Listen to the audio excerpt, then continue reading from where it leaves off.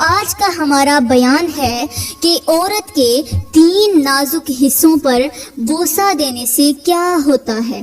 وہ لوگ جو اپنی بیوی کے جسم کے ان حصوں کو چھونے اور چومنے کی جرت کرتے ہیں جنہیں شریعت نے سختی سے منع فرمایا ہے، ان لوگوں کے لیے ایک ایسا انجام لکھا جا چکا ہے جو صرف دنیا میں ہی نہیں بلکہ آخرت میں بھی تباہی لے کر آئے گا۔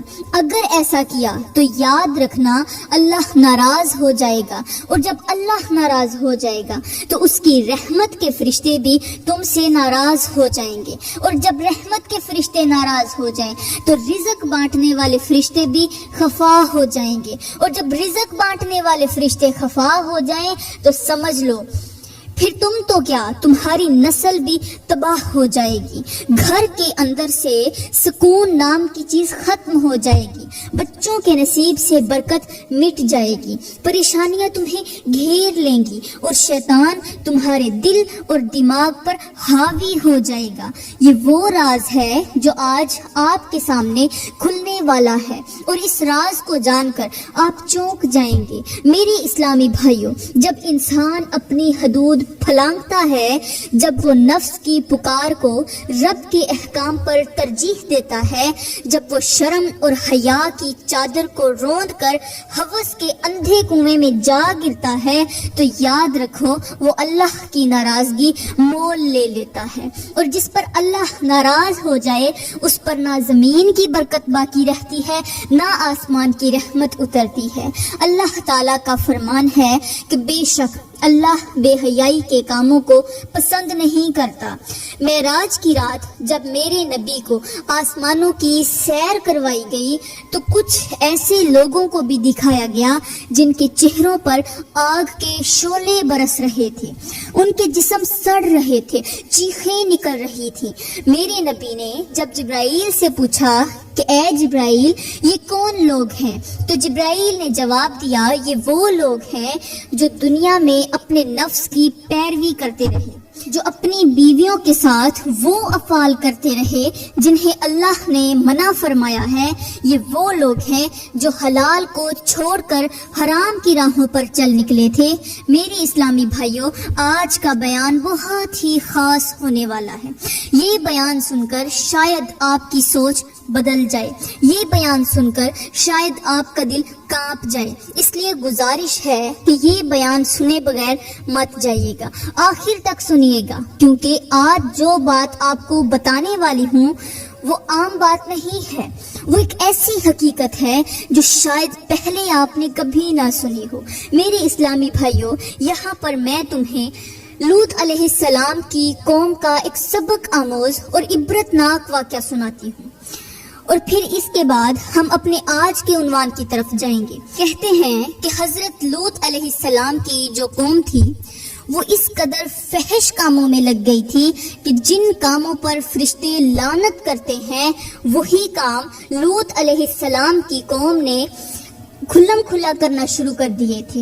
یہ لوگ ہوس کے پجاری بن چکے تھے، جن کے دلوں سے حیا تو ختم ہو چکی تھی، اور جو اللہ کی بنائی ہوئی فطرت سے بغاوت پر اتر آئے تھے۔ یہ صرف عورتوں کو ہوس کا نشانہ نہیں بناتے تھے بلکہ نوجوان لڑکوں کو بھی عورتوں کی جگہ استعمال کرتے تھے، ان سے لطف لیتے تھے، ان سے مزہ لیتے تھے، جس طرح ایک شوہر اپنی سہاگ رات بیوی سے لطف لیتا ہے۔ یہ ان معصوم لڑکوں کے ساتھ وہی شرمناک حرکتیں کیا کرتے تھے۔ اللہ تعالیٰ کے حکم پر حضرت لوط علیہ السلام نے اپنی قوم کو بار بار سمجھایا، بار بار انہیں غلط کاموں سے روکا، بار بار وارننگ دی، مگر وہ نہ سمجھے، نہ رکے اور نہ ہی پلٹے۔ اور پھر وہ دن آیا جب اللہ کے عذاب نے ان پر آخری فیصلہ سنا دیا۔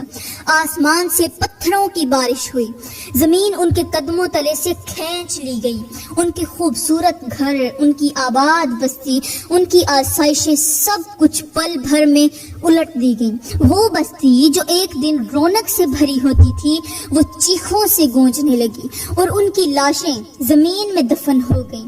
اللہ کی لاریب کتاب نے ان کی انجام کو قیامت تک کے لیے مثال بنا دیا۔ سوچو میرے بھائیوں، وہ قوم جو صرف اپنی ہوس کے پیچھے لگی رہی، جنہوں نے نفسانی خواہشات کو دین، فطرت اور انسانیت پر ترجیح دی، اللہ تعالیٰ نے انہیں ایسا عبرتناک انجام دیا کہ آج تک ان کے کھنڈرات پر قدم رکھنے والے کانپ جاتے ہیں۔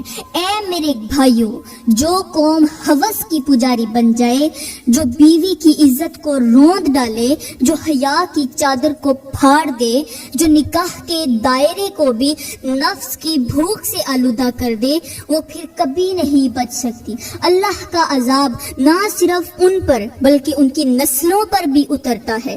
ایسے لوگوں کی دعائیں قبول نہیں ہوتی، ان کی زندگیوں میں سکون نہیں آتا، ان کے گھروں میں رحمت کے فرشتے داخل نہیں ہوتے اور ان کے رزق سے برکت چھن جاتی ہے۔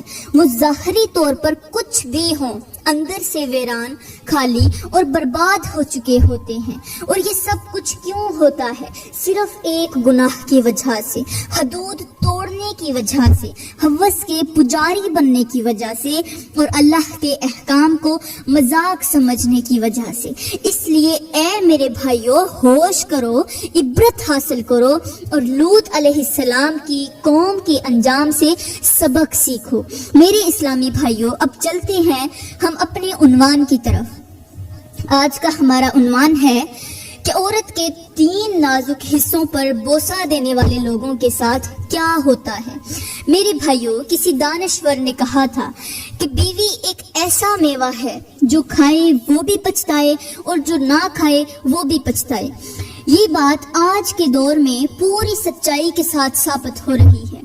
غور کریں، آج کے نوجوان جو ابھی کنوارے ہیں، ان کا سب سے بڑا خواب یہی ہے کہ جلدی شادی ہو جائے تاکہ بیوی کے ساتھ لطف اٹھا سکیں، محبت بھری زندگی گزار سکیں۔ مگر جیسے ہی شادی ہوتی ہے، خواب بکھرنے لگتے ہیں اور پھر وہی لوگ کہتے پائے جاتے ہیں، کاش ہم نے ابھی نکاح نہ کیا ہوتا۔ آج کے شادی شدہ مرد کہتے ہیں کہ بیوی نافرمان ہو چکی ہے، باتوں باتوں پر زبان چلاتی ہے، عزت پر وار کرتی ہے، حالانکہ ایک وقت تھا کہ یہی بیوی خوشیاں لے کر آئی تھی، فرما بردار تھی، سکون کا ذریعہ تھی۔ آج وہی بیوی دکھ دینے کا سبب بن گئی اور بہت سے لوگ اپنی بیویوں کی وجہ سے شدید پریشانی میں مبتلا ہیں۔ گھر میں غربت نے ڈیرے ڈال لیے ہیں، ہر لمحہ ایک نئی الجھن، ایک نیا دکھ، ایک نیا بوجھ انسان پر چھایا رہتا ہے۔ اور اس سب کی وجہ یہی ہے کہ جب سے ہم نے اپنی بیویوں کے ساتھ وہ اعمال شروع کیے ہیں جو اللہ تعالیٰ کے ناپسندیدہ ہیں، تب سے ہماری زندگیوں سے سکون اڑ گیا ہے، رزق کا بہاؤ رک گیا ہے، خوشیاں ختم ہو گئی ہیں اور گھر مصیبتوں کے گھڑے میں گر چکا ہے۔ اب تو ایسا لگتا ہے جیسے ہم کسی دلدل میں دھنس چکے ہیں جہاں سے نکلنے کا کوئی راستہ ہی نہیں۔ بڑے بڑے پیروں کے پاس گئے، درویشوں کے پاس جا کر دعائیں کروائیں، تعویذ لے کر آئے، مگر یہاں نہ کسی کی دعا کام کر رہی ہے، نہ کسی کا دم، نہ کوئی تعویذ، کیونکہ جب گناہ کا دروازہ کھلا ہو تو برکت کا دروازہ بند ہو جاتا ہے۔ میرے بھائیوں، اللہ نے بیوی کے اندر جو سکون رکھا ہے وہ کسی اور چیز کے اندر نہیں رکھا، چاہے وہ چیز دنیا کی قیمتی سے قیمتی دولت ہی کیوں نہ ہو۔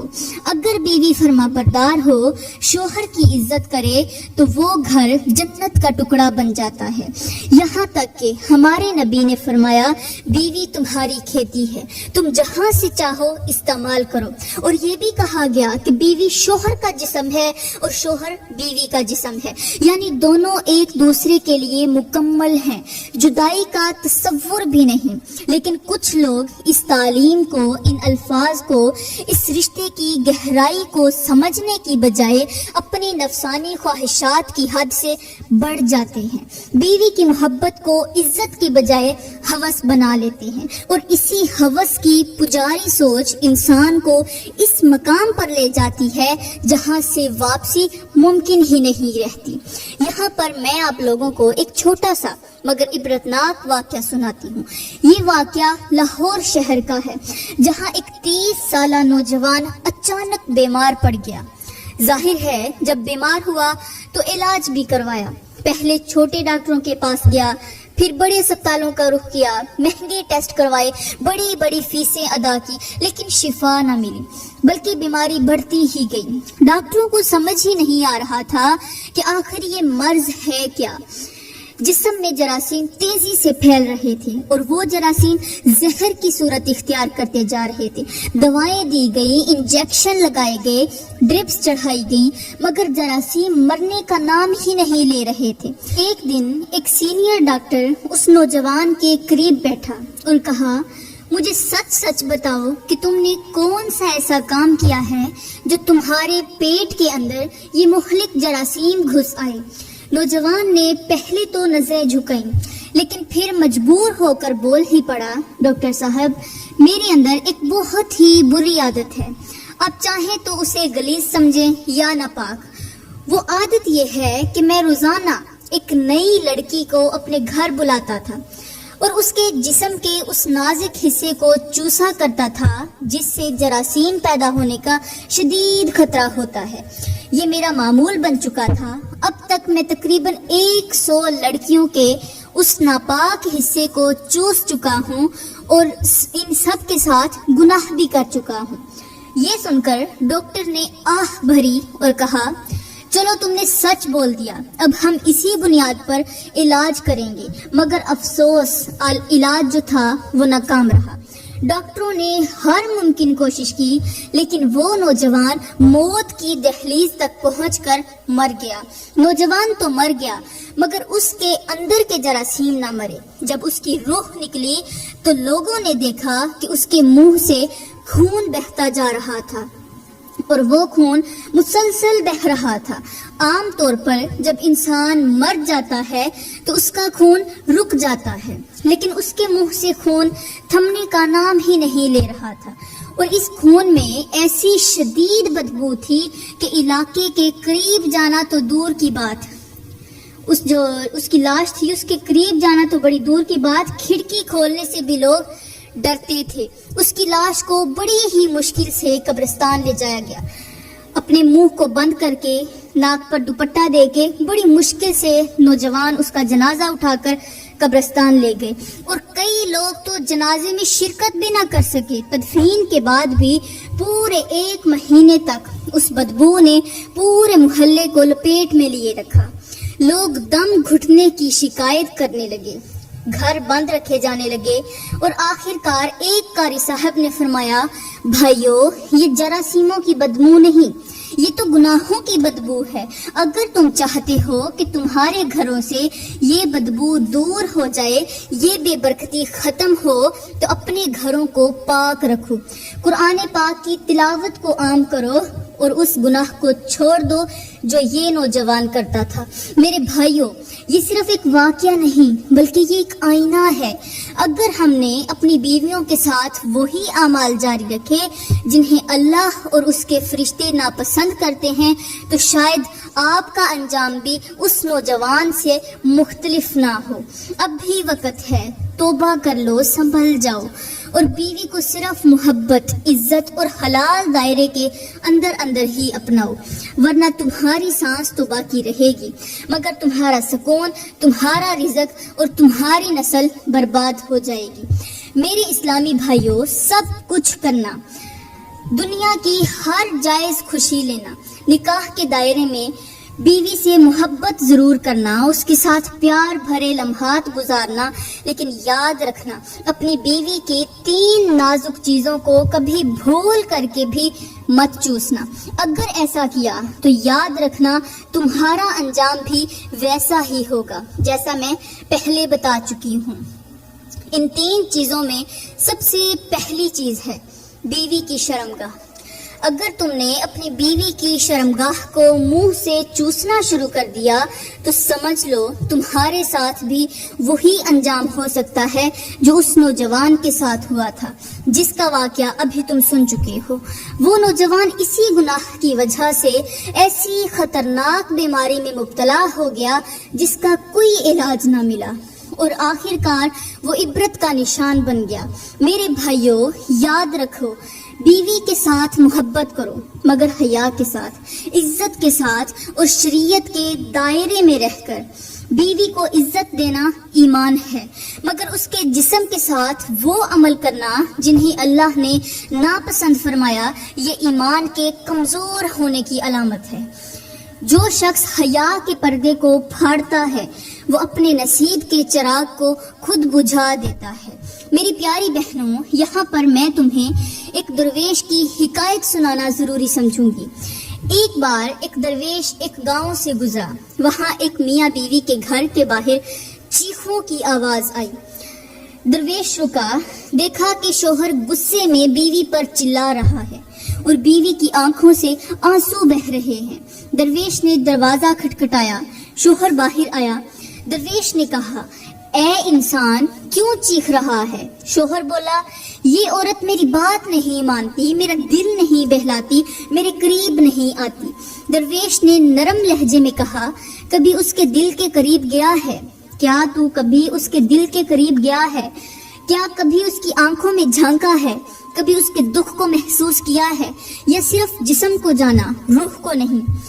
یاد رکھ، جب شوہر بیوی کے جسم سے پہلے اس کے دل کو چھوتا ہے تو اللہ اس کے گھر میں سکون اتارتا ہے، مگر جو شوہر جسم کو تسکین دے کر دل کو توڑ دیتا ہے، اس کے گھر میں نہ برکت رہتی ہے، نہ محبت، نہ ہی رحمت۔ شوہر خاموش ہو گیا، بیوی کے آنسو تھم گئے۔ درویش نے جاتے ہوئے کہا، اے انسان، بیوی اللہ کی رحمت ہے، اس کے جسم میں لذت تلاش کرو گے تو چند لمحوں کی خوشی ملے گی، مگر اس کے دل میں جگہ بنا لو گے اگر، تو پوری زندگی جنت جیسا مزہ پاؤ گی۔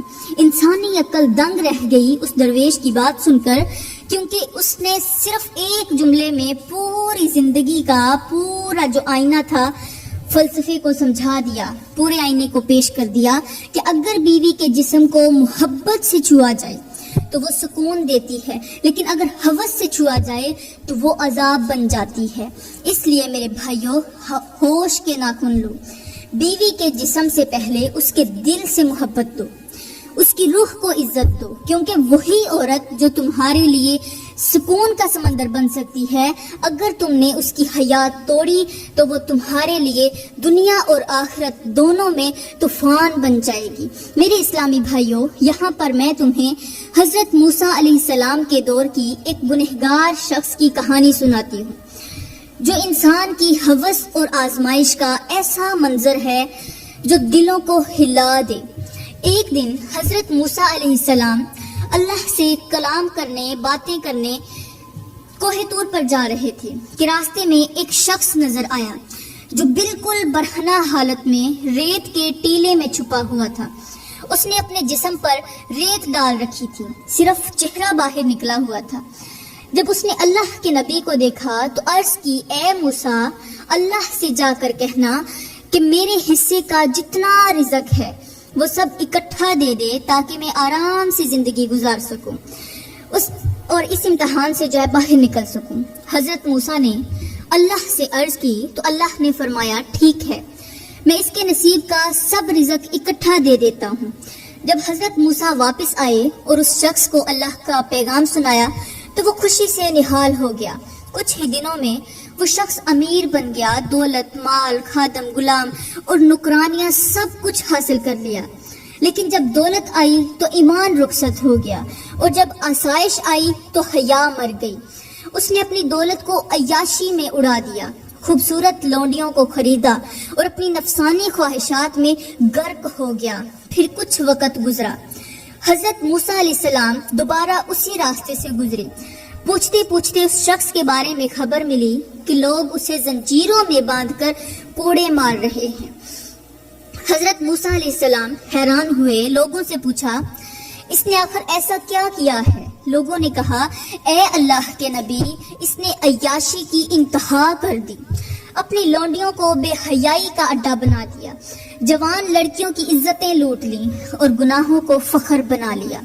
یہ سن کر حضرت موسیٰ کے آنسو بہہ نکلے اور فرمایا، دیکھو یہی ہوتا ہے جب انسان اللہ سے اپنے نصیب کا رزق اکٹھا مانگ لیتا ہے مگر حیا اور شکر کا دامن چھوڑ دیتا ہے، پھر اللہ نے وہی فرمائی، اے موسیٰ دیکھ لو، جب انسان کو اس کی خواہش کے مطابق سب کچھ دے دیا جائے اور وہ شکر کی بجائے گناہ میں پڑ جائے تو میں اس سے وہ سب کچھ چھین لیتا ہوں جو کبھی اس کا فخر ہوا کرتا تھا۔ اے میرے بھائیوں، آج کے مرد بھی اسی راہ پر چل پڑے ہیں، ان کے موبائلوں میں فحاشی، زبانوں پر گناہ، نظروں میں بے حیائی اور دلوں میں ہوس کے بت بس گئے ہیں۔ یہ وہ زمانہ ہے جہاں انسان نماز میں نہیں، عبادت میں نہیں، بلکہ عورت کے جسم میں سکون ڈھونڈتا ہے۔ مگر یاد رکھو، جو شخص اپنی ہوس کو معبود بنا لے اور اپنے رب کو کھو دیتا ہے، اور جب اللہ ناراض ہو جائے تو نہ دولت ساتھ دیتی ہے، نہ اولاد اور نہ ہی عزت۔ ہوش کے ناخن لو، اپنی بیوی کو محبت دو، گناہ کا ذریعہ نہ بناؤ، ورنہ انجام وہی ہوگا جو اس گنہگار شخص کا ہوا، دنیا میں ذلت، قبر میں بدبو اور آخرت میں عذاب۔ میرے بھائیوں، کہتے ہیں کہ جو شخص کسی بھی عورت کی یا اپنی بیوی کی شرمگاہ بار بار چوسنے کا عادی بن جاتا ہے، اس کے جسم کے اندر 100 سے زائد بیماریاں پیدا ہونے کا خطرہ بڑھ جاتا ہے۔ ان میں سے میں تمہیں 10 بہت بڑی اور خطرناک بیماریوں کے نام بتاتی ہوں۔ نمبر 1، منہ اور گلے کا کینسر۔ نمبر 2، پیٹ میں زہریلے جراثیموں کا پھیل جانا۔ نمبر 3، جگر کا سکڑ جانا۔ نمبر 4، دانتوں اور ہڈیوں کا گلنا۔ نمبر 5، خون کے اندر بیکٹیریا کا داخل ہونا۔ نمبر 6، جنسی کمزوری اور مردانگی کا ختم ہو جانا۔ نمبر 7، دل کی شریانوں میں جراثیم کا جم جانا۔ نمبر 8، معدے میں زخم بن جانا۔ نمبر 9، جسم سے بدبو کا نہ ختم ہونا۔ اور نمبر 10، جلد کی لا علاج بیماریاں۔ یہ ہیں وہ بیماریاں جن سے کوئی نہیں بچ سکتا۔ اگر بیوی کی شرمگاہ کو چوسنے کا گناہ کیا جائے، یہ بیماریاں تمہارا پیچھا کریں گی، تمہیں ہڈیوں سمیت مٹی میں سلا دیں گی، تمہارے جسم سے تعفن اٹھے گا اور سکون میں، قبر میں جو سکون ہے وہ آپ سے چھین لیا جائے گا۔ لہٰذا خدارا میری اسلامی بھائیوں، اللہ کا خوف کرو، اس کے غضب سے ڈرو اور اس گناہ سے توبہ کرو جو تمہیں دنیا میں بھی ذلیل کرتا ہے اور آخرت میں بھی رسوا کر دے گا۔ یہاں پر میں اپنے اسلامی بہنوں سے عرض کروں گی، نوجوان تو اپنی جگہ، آج کی لڑکیاں بھی اس فتنے سے پیچھے نہیں رہیں، خاص طور پر کالج اور یونیورسٹیوں میں پڑھنے والی لڑکیاں، جن کے ماں باپ اپنی عزت سمجھ کر انہیں تعلیم کے لیے بھیجتے ہیں، مگر وہاں کیا ہو رہا ہے۔ پچھلے دنوں انڈیا کی ایک کالج کی خبر بہت زیادہ وائرل ہوئی۔ ایک بہت بڑا ادارہ تھا جہاں کا گٹر بند ہو گیا۔ جب انتظامیہ نے صفائی کروائی تو حیران رہ گئے کہ گٹر کے اندر کنڈوم کی ایک بہت بڑی گٹھڑی نکلی، ہزاروں نہیں لاکھوں کی تعداد میں۔ سوچو یہ سب کہاں سے آئے؟ انہی کالج کے واش روم سے، جہاں زنا عام ہو چکا تھا، جہاں پڑھائی کے بہانے بے حیائی کی منڈیاں لگ چکی تھیں۔ یہ خبر انسان کے رونگٹے کھڑے کر دیتی ہے۔ میرے اسلامی بھائیوں اور میری پیاری بہنوں، یاد رکھو، تمہارے ماں باپ نے تمہیں کالج بھیجا تاکہ تم عزت کما سکو، مگر تم وہاں عزت گنوا رہی ہو۔ اپنی ماں کی چہرے کی جو لکیریں ہیں ان کو یاد کرو، اپنے باپ کی محنت کو یاد کرو، وہ تمہیں علم حاصل کرنے کے لیے بھیجتے ہیں، نہ کہ گناہ کی دلدل میں ڈوبنے کے لیے۔ اللہ کے واسطے حیا کا دامن تھام لو، کیونکہ جو عورت حیا کھو دیتی ہے وہ اپنی دنیا اور آخرت دونوں گنوا دیتی ہے۔ میرے اسلامی بھائیوں اور میری پیاری بہنوں، کہتے ہیں کہ ایک رات ایک اللہ والا کسی سنسان ویرانے سے گزر رہا تھا۔ آسمان پر چاند کی مدھم روشنی تھی، ہوائیں ساکت تھی اور ہر طرف خاموشی چھائی ہوئی تھی۔ اچانک اسے دور سے ایک عجیب سی آواز سنائی دی، جیسے کوئی عورت ہنس رہی ہو اور ساتھ ایک مرد بھی باتیں کر رہا ہو۔ اللہ والے کے دل پر لرزہ طاری ہوا اور وہ اس آواز کی سمت میں بڑھنے لگا۔ جب قریب پہنچا تو تو دیکھا کہ ایک جھاڑیوں کے پیچھے ایک مرد اور عورت بیٹھے ہیں اور وہ وہی عمل کر رہے ہیں جو صرف نکاح کے دائرے میں جائز ہے، مگر یہ دونوں غیر محرم تھے۔ اللہ والے نے کپ کپاتی آواز میں پکارا، اے بندو، کیا تم اپنے رب سے نہیں ڈرتے؟ کیا تمہیں قبر کی مٹی یاد نہیں؟ کیا تمہیں وہ دن یاد نہیں جب یہ جسم گل سڑ جائے گا اور فرشتے تمہارے گناہوں کا حساب لیں گے؟ وہ دونوں گھبرا کر کپڑے سنبھالتے ہوئے کانپنے لگے۔